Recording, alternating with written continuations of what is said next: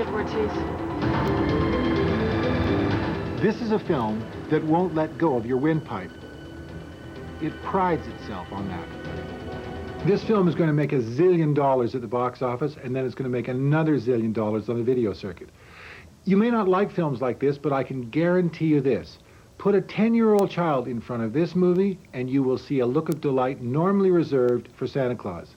I'm not being smug about this. I like the film, too. For Primetime News, I'm David Gilmore. Speed is now playing across the country. Please stay with us. When CBC Primetime continues, we'll have the latest on tonight's top news stories. And on your turn, reaction to Laurie Brown's essay on rock star Kurt Cobain. Canon's first step in increasing office productivity was the development of the NP copier. That was over 10 million copiers ago. Another Canon first. We also pioneered interactive office technology by connecting color laser copiers to computers. Our next step, the Canon GP55 series, a digital imaging copier that integrates copying, faxing, printing, even finishing, all from any workstation. A giant step forward in productivity. I really didn't want my husband to color his gray hair. But then I discovered this, the hair coloring called Just for Men. And now he looks better than ever. Apply Just for Men, and in 5 minutes, rinse. No wonder 8 out of 10 wives prefer the natural Just for Men look to gray hair. It's like you took off 10 years. With Just for Men hair color, and now new Just for Men color gel for the hard-to-color hair of mustaches and beards. Brush in, rinse out, just 5 minutes. CBC Radio works. It works because it's full of thought-provoking shows, great comedy, exciting drama, and wonderful children's specials. Now you can order copies of any of these or highlights from your favorite national radio show to enjoy again and again. For a free catalog, just call CBC Radio Works on our toll-free number, 1-800-363-1530. Saturday on Newswatch, Appreciating Dad. He's an excellent father, excellent role model. A special father on Father's Day. He put off his career for his son, Saturday.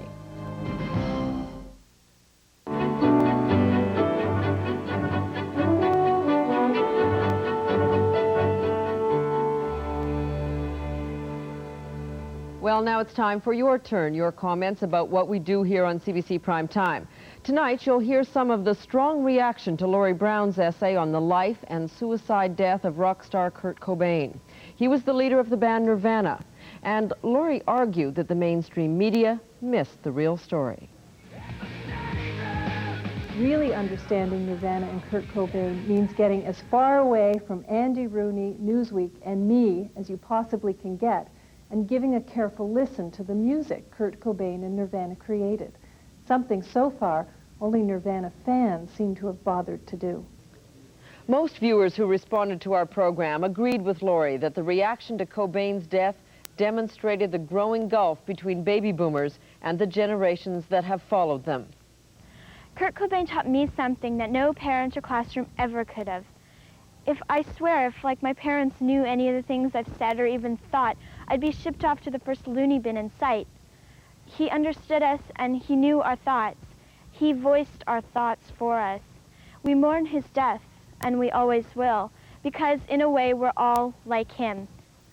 From Seattle, Washington, Stephen Polyak wrote, "I have always been a Nirvana fan, despite the fact that I am a contributing member of society.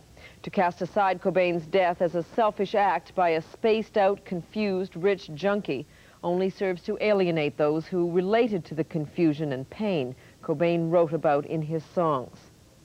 And from Calgary, Michael Wood writes that adults who readily discard Cobain's music as noisy drug nonsense are the same people that 20 years ago swore they would never forget what being a youth was all about. Yet here they are today, first in line to say Nirvana's music is stupid. Cobain's critics also had their say. From Toronto, Gino Schmecka wrote, "I enjoyed his music, but Cobain was not the musical or lyrical genius he's being made out to have been. He was just another rock singer-songwriter, singing about what was bothering him, just like Johnny Rotten before him and Pete Townsend before that, and so on. Although many of his fans may have been able to relate to what he was saying, he did not speak for them. He spoke for himself. And Heather McKnight from St. Stephen, New Brunswick agreed. I truly hope that Cobain does not speak or screech for my entire generation, a generation which sadly displays a great lack of common sense. I, for one, will not miss his pitiful songs and ludicrous videos.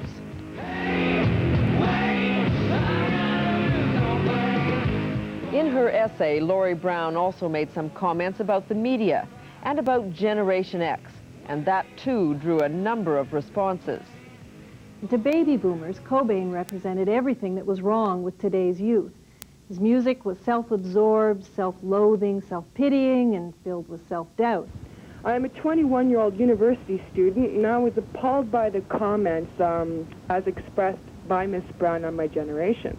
Why did she have to repeat those myths of us being selfish, self-loathing, and full of self-pity? I have been force-fed numerous lamentations on Cobain's death. Actually, he's kind of lucky because he has no longer to deal with media elitists like Laurie Brown. And there's a whole generation of people who are tired of the superior hippie nostalgia. You know, in 1969, if you graduated with a master's degree, chances are you'd land a nice, cushy job. And in a few years, you were comfortably absorbed by the, quote, establishment. Now you end up, in many cases, making minimum wage behind the counter at a coffee shop. Self-absorbed. Well, who else is going to absorb us? Well, some incredible reaction, and of course we want you to continue to comment on CBC Primetime News and all the stories that we report. If you are calling us, our telephone number is 1-800-565-1422. You can also fax us. That number is area code 416-205-6393. And now, here's a last look at tonight's top news stories. More than 30,000 people were at BC Place this afternoon to cheer the Vancouver Canucks hockey team, losers of the Stanley Cup final. The message, this was a true picture of Vancouver hockey fans, not the ugly riot scene from Tuesday night. The people of Vancouver should be proud today, proud of their city and proud of their fans, and the other stuff will just disappear. These are fans. This is the way it's meant to be. Tuesday, they weren't fans. The Prime Minister introduced a bill today to tighten the rules on lobbying and extend conflict of interest guidelines to more politicians and their families. And North Korea told former American President Jimmy Carter today that it will allow UN inspectors to remain at its nuclear facilities. Bill Clinton says North Korea must also agree to freeze its nuclear program. And before we leave you tonight, a look at a story we'll have for you tomorrow. It's about a Cape Breton fiddler and why, even though he's become famous, he always returns home.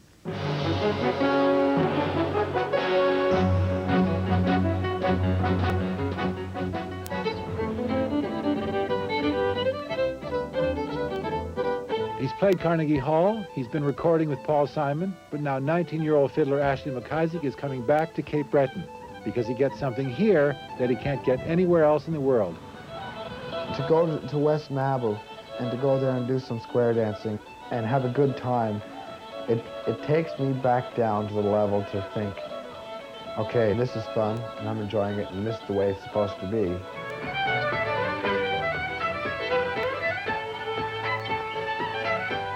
Going back home to Cape Breton with Ashley McIsaac. I'm David Gilmore. That story's coming up tomorrow night on Primetime News. That'll be a good one. It's great music. That's CBC Primetime News tonight. Thanks for watching. I'm Peter Mansbridge. And I'm Pamela Wallin. We'll see you again tomorrow night in most of the country right after the Blue Jays baseball game. Good night.